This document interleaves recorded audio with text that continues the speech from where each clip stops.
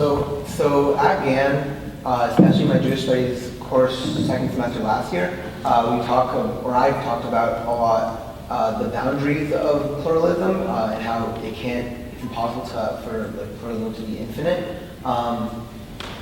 In terms of religious pluralism, which you mentioned, what do you think are the boundaries of religious pluralism?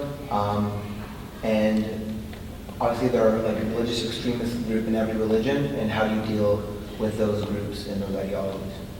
For me, this may sound sort of reductive, but pluralism became about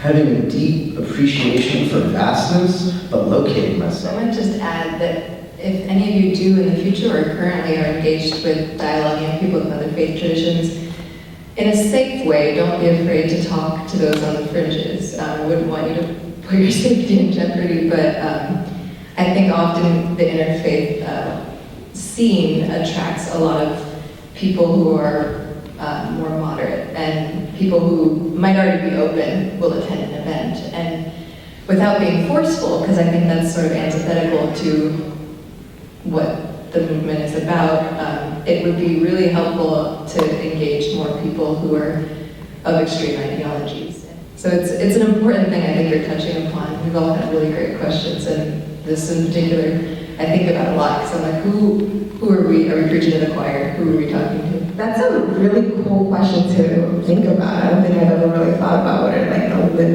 limits to, or the boundaries to religious pluralism. I don't know if this is like just sort of being too obvious about it, but I think that for me, it's when your beliefs are infringing or oppressing someone else's beliefs. I think that's when it's a boundary issue, right? So whatever that oppression looks like, I think that's when it's not a good place to be. And to Allison's point, to invite in the folks who are not usually a part of these conversations is so important, and I think creating the spaces to be able to do so takes a lot of thought. It takes a lot of intentionality, maybe even some pre-work to bring people into the conversation. So perhaps, like, if someone's belief, part of their belief is to go in and offer their gift of their truth to everyone. That might be a big part of their belief, but setting some boundaries. So in a truly religiously pluralistic community, I think no one's ever 100% happy.